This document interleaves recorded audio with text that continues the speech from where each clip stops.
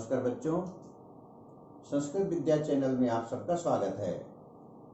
आज हम कक्षा सप्तमी विषय संस्कृतम द्वादश पाठः विद्याधनम भाग 2 यह करने जा रहे हैं।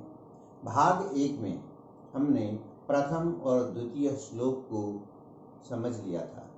अब भाग 2 में हम तृतीय और चतुर्थ श्लोक को समझेंगे। तो कौन से श्लोक हैं? भाग 2 का जो पहला श्लोक है, जो पुस्तक में तृतीय श्लोक है, तीसरा श्लोक, वह भाग 2 है। देखिए जरा, ये तीसरा श्लोक, केयूरा न विभूषयन्ति पुरुषं हारा न चंद्रोज्ज्वला न स्नानं न विलेपनं न कुसुमं नालंकृता मूर्धजा वन्नेका समलंकरोति पुरुषं या संस्कृता धार्यते क्षीयन्ते खिलभूषणानि सततं वाग्भूषणं भूषणम्। अब देखिए इसका अन्वय। भाग 1 में आपको अन्वय के बारे में बताया गया था। श्लोक में जो शब्द होते हैं वह श्लोक की दृष्टि से सजाए गए होते हैं। श्लोक को हमें गा करके तर्ज के साथ में गाना पड़ता है, गाना होता है, उसकी एक दृष्टि होती है, छंद होता है। इसलिए श्लोक में शब्दों की सजावट स्वर के हिसाब से होता है। लेकिन जब हम उसका अर्थ ग्रहण करते हैं, श्लोक का अर्थ लगाते हैं, तो उन शब्दों को हम इधर उधर कर सकते हैं अर्थ लगाते समय। इसीलिए जब हम अर्थ करते हैं तो उसको हम अन्वय की दृष्टि से शब्दों को अर्थ की दृष्टि से समझाते हैं, सजाते हैं। अर्थ की दृष्टि से शब्दों को रखने की जो परिपाटी है उसको अन्वय कहते हैं। संस्कृत में इसका नाम अन्वय है। अन्वय का अर्थ हुआ शब्द, जो शब्द श्लोक में थे उनको अर्थ की दृष्टि से हमने संजो के रखा है, अर्थ की दृष्टि से सजाया है। देखिए जरा, केयूरा पुरुषम न विभूषयन्ति न चंद्रोज्ज्वला हारा न विलेपनम न कुसुमम न अलंकृता मूर्धजा विभूषयन्ति एका वाणी एव पुरुषं समलंकरोति या संस्कृता धार्यते अखिल भूषणानि क्षीयन्ते वाग्भूषणं सततं भूषणं भवति। अब आप देखेंगे केयूरा पुरुषम न विभूषयन्ति, जो केयूर है, बाजूबंद है, बाजूबंद जो लगाए जाते हैं वो व्यक्ति को सुशोभित नहीं करते। ना विभूषयन्ति, उसको सुंदर नहीं बनाते, सुशोभित नहीं करते। न चंद्रोज्ज्वला हारा, न ही चंद्रोज्ज्वला हारा, चंद्र के समान शोभायमान, जिस प्रकार से चंद्रमा झलझलायमान है उसी तरह से सुंदर हार भी, गले में पहना हुआ हार भी व्यक्ति को सुंदर नहीं बनाते। यानी कि ना तो केयूर बने बाजूबंद जो लगाते हैं, ना तो व्यक्ति को वो सुशोभित करते हैं, और ना ही चंद्र के समान झलझलायमान सुंदर जो हार है, ना ही वह व्यक्ति को सुंदर बनाता है। यानी कि व्यक्ति को यह सब सुंदर नहीं बना सकते। ना विलेपनम, विलेपनम कहते हैं शरीर पर लेप करने योग्य सुगंधित द्रव्य। अगर हम शरीर को सजाने के लिए या शरीर से खुशबू बिखेरने के लिए तरह तरह के सुगंधित द्रव्य, जो सेंट वगैरह है, सुगंधित द्रव्य है, खुशबू बिखेरते हुए हम चलते हैं, सुगंधित द्रव्य का अगर इस्तेमाल करते हैं अपने शरीर पर, कपड़ों में, तो भी वह हमारी सुंदरता नहीं बढ़ाता, वह भी हमारी सुंदरता नहीं बढ़ाता। और ना कुसुमम, अगर हम फूलों को इधर और उधर लगा करके या बालों में या अन्यत्र लगा करके रखते हैं तो भी हमारी सुंदरता नहीं बढ़ती, सुंदरता के लिए पर्याप्त नहीं है। न अलंकृता मूर्धजा, अलंकृता मूर्धजा, मूर्धजा कहते हैं बाल, बालों को अनेक तरीके से अगर हम सुंदर बनाने का प्रयास करते हैं, सजाते हैं, अलंकृता का मतलब है सजाए हुए जो बाल हैं, अनेक प्रकार से लोग सजाते हैं, वह भी हमें सुंदर नहीं बनाते। न विभूषयन्ति, विभूषयन्ति माने वो सुशोभित नहीं करते। तो क्या, अब एक प्रश्न उठता है, सवाल है, तो क्या व्यक्ति सुंदर नहीं बन सकता? अवश्य बन सकता है, व्यक्ति सुंदर बन सकता है। तो कैसे, जरा ध्यान दीजिए। एक वाणी एक वाणी, व्यक्ति के मुंह से, अंतरात्मा से निकली हुई जो वाणी है, एक वाणी पुरुषम समलंकरोति, व्यक्ति को सुंदर बनाती है। पुरुषम का मतलब केवल पुरुष नहीं है, पुरुषम का मतलब व्यक्ति है। यहाँ पर सभी जो व्यक्ति हैं वह समलंकरोति, उसको सुशोभित करती है, उसको सुंदर बनाती है। एक वाणी ही अगर है वो व्यक्ति को सुंदर बनाती है। या संस्कृता धार्यते, कैसी वाणी, कैसी वाणी? संस्कृता, संस्कार से युक्त, संस्कार से युक्त, विनम्रता से भरी हुई, विनम्रता से भरी हुई मीठी वाणी। संस्कृता का मतलब संस्कृत भाषा से नहीं है, संस्कृता का मतलब है कोई भी भाषा हो, लेकिन उसमें जो संस्कार युक्त शब्द हैं, विनम्रता है, उसमें दूसरे के प्रति सम्मान व्यक्त करते हुए, उस दूसरे के प्रति अच्छा सोचते हुए, विनम्रता पूर्वक जो वाणी हम बोलते हैं, मधुर वाणी जिसे कहते हैं, उस वाणी जो धारण करता है वही व्यक्ति वास्तव में सुंदर होता है। अखिल भूषणानि क्षीयन्ते, जितने भी आभूषण, गहने, आभूषण का मतलब गहने, तरह तरह के हम शरीर में यत्र तत्र धारण करते हैं। शरीर के अलग अलग हिस्सों में हम गहने, आभूषण का इस्तेमाल करते हैं अपनी सुंदरता को बढ़ाने के लिए। तानी क्षीयन्ते, अखिल भूषणानि क्षीयन्ते, सब कमजोर पड़ जाते हैं।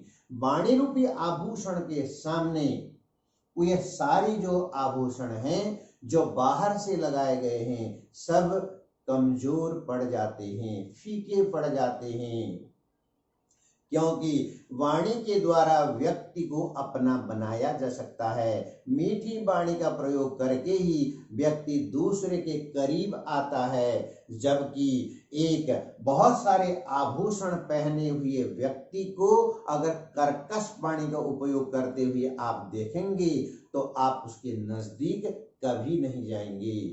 कर्कश माने कड़वा, कड़वा वाणी का इस्तेमाल करने पर वह किसी का भी नापसंद होता है, हर कोई उसे नापसंद करता है। लेकिन मीठी वाणी वाला भले गहने ना पहना हो, कोई आभूषण ना हो, फिर भी वह सबका प्यारा होता है। इसीलिए हमें मीठी वाणी के सहारे ही आगे बढ़ना है और अपनी उन्नति की कामना करनी है। वाग्भूषणम सततम भूषणम भवति, जो वाणी रूपी आभूषण है, वाणी रूपी गहना है, मधुर वाणी ही सभी, यही सततम भूषणम, लगातार लगातार जो वाणी है, मीठी वाणी, वही हमारा आभूषण बन सकता है और बाकी सब कमजोर पड़ जाते हैं, फीके पड़ जाते हैं। इसीलिए हम सबको, सभी मनुष्यों को, मानव मात्र को, हम सबको हमेशा मीठी वाणी का उपयोग करना चाहिए, कड़वी वाणी हमेशा के लिए त्याग देना चाहिए। इसीलिए कबीरदास जी ने क्या कहा था? मीठी वाणी बोलिए मन का आपा खोए, और न को शीतल करे आपहु शीतल होए, कबीरा आपहु शीतल होए।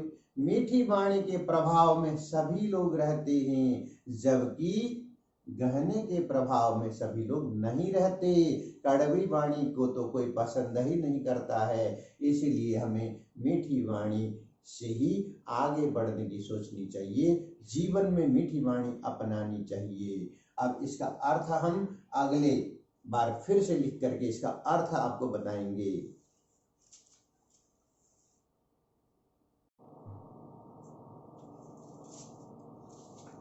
बच्चों, अब इसका अर्थ फिर से आप सुनिए।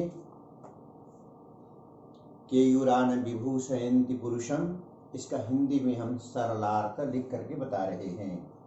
अर्थ है मनुष्य को न तो बाजूबंद, न चंद्र के समान उज्ज्वल हार, चंद्रमा की तरह से उज्ज्वल हार, न स्नान, न सुगंधित द्रव्य, न पुष्प और न सजाए हुए बाल सुशोभित करते हैं। यानी कि ये सब सुशोभित नहीं करते, सुंदर नहीं बनाते। एकमात्र वाणी जो संस्कारों से युक्त धारण की गई हो, संस्कारों से युक्त वाणी जो धारण की गई हो, व्यक्ति को अच्छी प्रकार सुशोभित करती है। सभी आभूषण समय पाकर नष्ट हो जाते हैं, परंतु वाणी रूपी आभूषण शाश्वत है। अब इसको आप फिर से मैं व्याख्या करके समझा रहा हूँ, अर्थ बता रहा हूँ। केयूरा न विभूषयन्ति पुरुषम, केयूर जो है ना, केयूर बाजूबंद मनुष्य को सुंदर नहीं बनाते। न चंद्र के समान, चंद्रमा की तरह से उज्ज्वल जो हार है वह न तो मनुष्य को सुंदर बनाता है, न प्रतिदिन स्नान मल मल करके जो स्नान करते हैं, लेकिन मन के अंदर जो बुराइयां बनी रहती है, इस वजह से मनुष्य सुंदर नहीं बन पाता है। और न सुगंधित द्रव्य, अगर सुगंधित द्रव्य हम शरीर में छिड़कते रहते हैं तो न उससे सुंदर बनते हैं। न पुष्प फूलों के कारण, और न सजाए हुए बाल, बालों को तरह तरह से सजाने पर भी हम सुंदर नहीं बनते, कोई सुशोभित नहीं करते। एकमात्र वाणी जो हमारी वाणी है, जो संस्कारों से युक्त धारण की गई हो, संस्कार युक्त वाणी हो, अच्छी वाणी हो, अच्छे विचारों वाली वाणी हो, व्यक्ति को अच्छी तरह से सुशोभित करती है। सभी आभूषण समय पाकर नष्ट हो जाते हैं, जितने भी आभूषण हैं वह एक समय सब नष्ट हो जाते हैं, परंतु वाणी रूपी आभूषण शाश्वत है। यानी वाणी रूपी आभूषण हमेशा रहने वाला है। और वैसे भी वाणी रूपी आभूषण के सामने सभी जो आभूषण है, अन्य आभूषण है, फीके पड़ जाते हैं। उन आभूषणों का कोई महत्व नहीं रहता। अगर वाणी में कर्कशता है तो वो आभूषण किस काम के। इसीलिए हमें इस शाश्वत आभूषण को जो हमेशा रहता है उस व्यक्ति को याद किया जाता है। मधुर वाणी के कारण जो व्यक्ति प्रिय बनता है, उस वाणी को अपनाना चाहिए और हमें यह जो आभूषण है उसे अपनाना चाहिए, ताकि हम आगे का मार्ग प्रशस्त कर सकें, आगे का जीवन हमारा अच्छा चल सके। तो ये तीसरा श्लोक इतना ही है।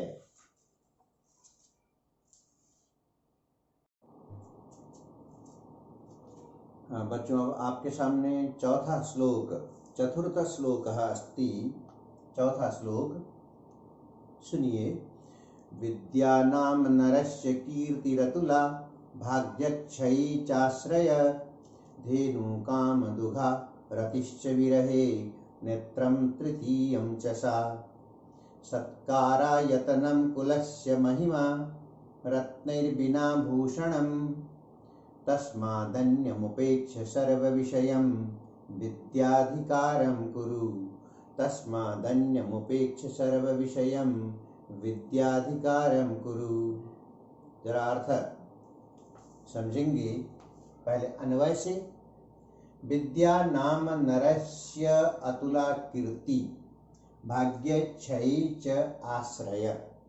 विद्या मनुष्य की अतुल कीर्ति है। अतुल अत्यधिक, कीर्ति उसका यश, उसका बड़प्पन, उसकी अच्छाइयों का प्रचार, उसको आगे ले जाने वाली, उसका सम्मान बढ़ाने वाली विद्या है। अतुल कीर्ति का मतलब उसको बड़े से बड़ा व्यक्ति बनाने वाली, उसकी कीर्ति को, उसकी यश को, उसकी गरिमा को और उसके गौरव को बढ़ाने वाली विद्या है। विद्या नाम नरस्य, मनुष्य की, नर का मतलब यहाँ पर केवल मनुष्य पुरुष नहीं है, मनुष्य की, सभी की, और बालक बालिकाओं की, पुरुष महिलाओं की, सभी की है। पुरुष स्त्रियों की, नर नारियों की। विद्या नाम नरस्य कीर्ति अतुल, अतुल कीर्ति है ये, अत्यधिक कीर्ति है। यह कितनी इसकी कीर्ति बढ़ा सकता है, इसकी कोई माप तोल नहीं है। अतुल है, अत्यधिक कीर्ति बढ़ा सकती है। और भाग्यक्षय च आश्रय, अगर हमारा भाग्य कहीं कमजोर पड़ जाता है तो यही एक आश्रय है, सहारा है।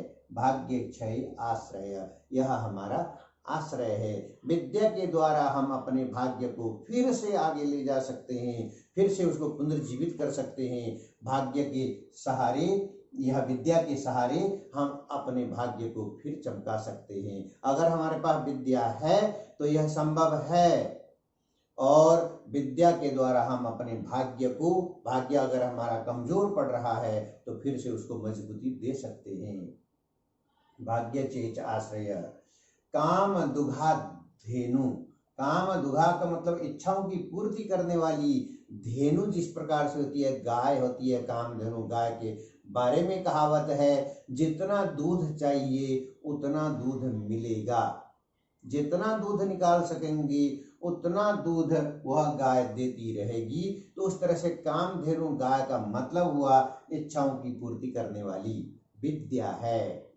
कामधेनु गाय की तरह से हम जितनी विद्या अर्जित करना चाहें, जितनी विद्या अपनाना चाहें, उतनी विद्या हम अपना सकते हैं। हमें विद्या अपनाने से कोई रोक नहीं सकता। तो इस तरह से काम दुघा धेनु की तरह से है। विरहे च रति, विरह का मतलब है वियोग में, वियोग में दुख। दुख के क्षण जब यह हमारे जीवन में आता है तो यह हमें रति, प्रेम और प्रेम सिखाता है, और उस दुख को हमें दूर करता है, दुख से दूर करता है, दुख को हटा देता है। विरहे रति, जब जब हमारे सामने दुख की घड़ी आती है तो हमारे अंदर विद्या में ऐसी शक्ति है, वह शक्ति हमारे अंदर प्रेम जगाती है, और उस प्रेम के कारण हम संसार में फिर जीने की आशा लेकर के आगे बढ़ते हैं। हम अपने आप से प्रेम करते हैं, हम अपनों से प्रेम करते हैं, हम सब से प्रेम करते हैं, तो फिर हमारा विरह, हमारा दुख समाप्त हो जाता है, फिर हम ऊर्जावान होकर के आगे बढ़ते हैं। सात तृतीया नेत्रम, वह हमारी तीसरी आंख है। दो आंखों से तो सभी लोग देखते हैं, पशु पक्षी भी देखते हैं, लेकिन जिसके पास विद्या है उसका ज्ञान का जो ज्ञान पुंज जो है उसकी जागृत हो जाती है, ज्ञान की कुंजिका उसकी खुल जाती है, इसीलिए वो तीसरे आंख वाला बन जाता है, उसकी समझ और बुद्धि बढ़ जाती है। इसीलिए विद्या को तीसरा आंख का कहा, क्योंकि वह ज्ञानवान बनता है, वह प्रकाशित होता है, वो दूसरों को समझने लग जाता है और अपने अंतरात्मा को ज्यादा ऊंचाई पर पहुंचा सकता है, अपनी समझ को बढ़ा सकता है। इसीलिए तो वह कामयाब के डगर में चल पड़ता है। इसीलिए विद्या को तीसरा नेत्र कहा है। सत्कारायतनम कुलस्य महिमा रत्नैर्विना भूषणम। सत्कारायतनम, सत्कार के लिए, सत्कार का मतलब सम्मान करना, सम्मान का घर है यह विद्या। यह विद्या हमारे सम्मान का घर है, यानी कि जहां जहां पर सम्मान करना हो हम विद्या के माध्यम से ही सम्मान कर सकते हैं। सत्कार का यह घर है, खजाना है। सत्कार हमें सिखाता है कैसे सम्मान करना है, कैसे आदर करना है, आए हुए लोगों को कैसे खुश करना है, सम्मानित करना है, ये विद्या से हम सीखते हैं। कुलस्य महिमा, यह हमारे कुल की महिमा को बढ़ाने वाला है। कुल बने खानदान, हमारे खानदान की महिमा को, गौरव को, गरिमा को यह बढ़ाने वाली है। और यह रत्नैर बिना भूषणम अस्ति, रत्न के बिना आभूषण है यह। लोग रत्नों का आभूषण पहनते हैं, लेकिन रत्न माने जैसे सोना चांदी इत्यादि, हीरे जवाहरात इत्यादि, ये रत्न हैं। जो चमकीले पत्थर होते हैं ये रत्न हैं, लेकिन विद्या ऐसा रत्न है जो रत्न के बिना ही आभूषण, यह आभूषण, यह गहना हमारे साथ रहता है। तस्मात् अन्यम सर्व विषयम उपेक्ष विद्याधिकारम कुरु। इसीलिए तस्मात् माने इसीलिए, अन्य माने और, सर्व विषयम सब प्रकार के विषय को, सारी दुनिया के विषय को, उपेक्ष छोड़कर, सारे विषयों को छोड़ करके, सब चीजों को छोड़ करके, विद्या अधिकारम कुरु, हम विद्या के ऊपर अधिकार करें, हम विद्या को अपना लें, हम विद्या के ऊपर गौरव करें और विद्या प्राप्ति करके अपने आप को आगे बढ़ाएं। ये हमारे पास बहुत बड़ा अवसर है, बहुत बड़ा ये चांस है, हमारे पास ये अवसर है, मौका है, यह बार बार हमें नहीं मिलता है। इसीलिए हम सब कुछ दूसरे छोड़ दें, दूसरी चीजों को छोड़ दें, उपेक्षा माने छोड़कर विद्या अधिकारम कुरु, विद्या के ऊपर हम अधिकार कर लें, विद्या अपना लें और उस अपनाए हुए विद्या पर गौरव करें, तभी तो हम आगे बढ़ पाएंगे। अब शब्दार्थ आप देख लिए हैं, अतुला अत्यधिक, क्षय नाश होने पर, और कीर्ति का मतलब यश, कामदुघा इच्छाओं की पूर्ति करने वाली, आयतनम का मतलब घर, उपेक्षा माने उपेक्षा का मतलब छोड़कर, आश्रय सहारा, और विरहे वियोग में दुख में, रति प्रेम, आभूषणम सजावट। तो इस प्रकार से यह श्लोक यहाँ तक हुआ है। इसके बाद हम इसका अर्थ हिंदी में लिख करके फिर से बताने जा रहे हैं।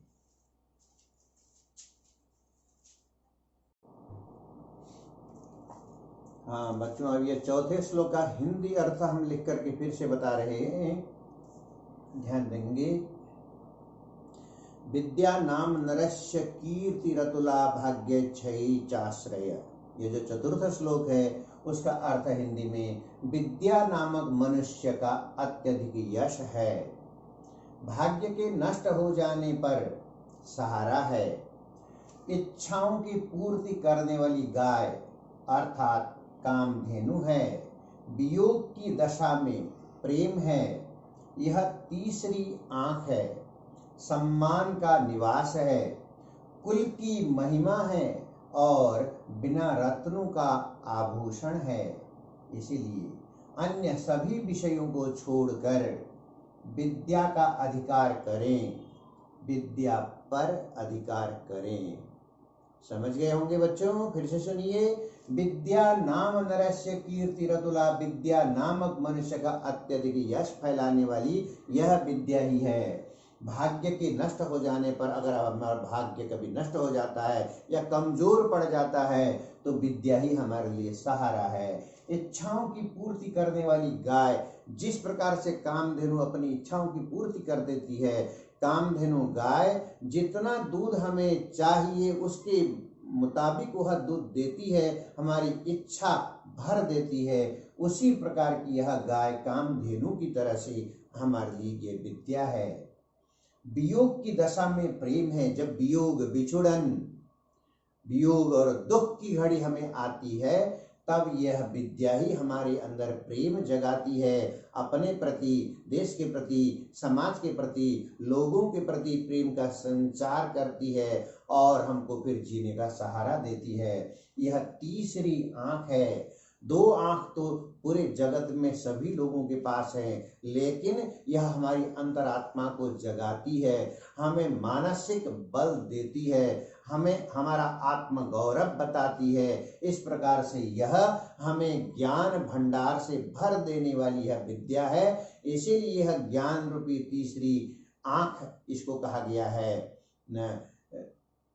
चक्षु, ज्ञान चक्षु, ज्ञान चक्षु इसे कहते हैं, ज्ञान रूपी चक्षु आंख यह है और सम्मान का निवास है। इसमें जो विद्या के क्षेत्र में पहुंच जाता है वह सम्मान प्राप्त करता है, सत्कारायतनम, सत्कार प्राप्त करता है, सम्मान से जीवन जी सकता है। जिसने विद्या को अपनाया, विद्या हमेशा उसको सम्मान दिलाती है। सत्कारायतनम का मतलब यही है, सम्मान का निवास है, कुल की महिमा है, कुल माने खानदान, खानदान की महिमा को, गौरव को, गरिमा को हमेशा ऊंचा रखती है।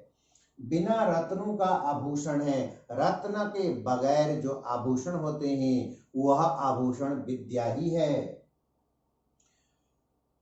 और इसलिए अन्य सभी विषयों को छोड़कर, जितने प्रकार के विषय हैं सबको छोड़ करके विद्या का अधिकार करें। हमें विद्या चाहिए, हमें विद्या पढ़ने का अधिकार है, यह मांग करें। विद्या का अधिकार करें पहले और विद्या पढ़ने की इच्छा जागृत करें। विद्या पाने के लिए दावा करें, विद्या का अधिकार करें, और जब यह अधिकार आपको मिल जाए तो विद्या पर अधिकार करें। और विद्या पर ज्यों ही आप अधिकार कर लेंगे तो फिर आप यहाँ पे आपको रोकने वाला कोई नहीं, आप निरंतर लगातार आप आगे ही बढ़ते जाएंगे। इस प्रकार से विद्या हमारे आत्मगौरव को और गरिमा को बढ़ाने वाली है। सभी बच्चे इसको अच्छी तरह से समझ लें, इसीलिए विद्या को पाने का, उसको अपनाने का भरसक प्रयास करते रहें, जीवन में आगे बढ़ते रहें। इन्हीं शब्दों के साथ आज यह द्वादश पाठ विद्याधनम भाग 2, विद्याधन जो पाठ है कक्षा सप्तमी का, यह समाप्त हुआ। ये जो 4 श्लोक हैं अति महत्वपूर्ण श्लोक हैं, इनको बच्चे याद करके इनको जीवन में अपनाने का प्रयास कर सकते हैं। श्लोक याद करने से इसको हम गुनगुना भी सकते हैं। इस प्रकार से इन 4 श्लोक को आप अवश्य समझने का प्रयास करेंगे। इन 4 श्लोक को मैं एक बार फिर से गा करके आपको सुना रहा हूं। न चौरहार्यम न च राजहार्यम न भ्रातृभाज्यम न च भारकारी व्ययीकृते वर्धत एव नित्यं विद्याधनं सर्वधन प्रधानम्। विद्यानाम नरस्य रूपमधिकं प्रच्छन्न गुप्तं धनं विद्या भोगकरी यशः सुखकरी विद्या गुरूणां गुरु। विद्या बंधुजनो विदेश गमने विद्या परा देवता विद्या राजसु पूज्यते नहि धनम विद्या विहीन पशु।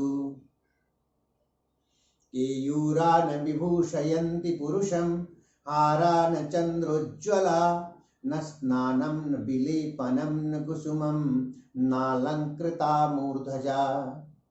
वर्णेका समलंकरोति पुरुषं या संस्कृता धार्यते क्षीयन्ते किल भूषणानि सततं वाग्भूषणं भूषणम्। विद्या नाम नरस्य कीर्तिरतुला भाग्यक्षये चाश्रय धेनो कामदुघा रतिश्च विरहे नेत्रं तृतीयं च सा। सत्कारायतनं कुलस्य महिमा रत्नैर्विना भूषणं तस्मादन्यमुपेक्ष्य सर्वविषयं विद्याधिकारं कुरु। तस्मादन्यमुपेक्ष्य सर्वविषयं विद्याधिकारं कुरु। धन्यवाद।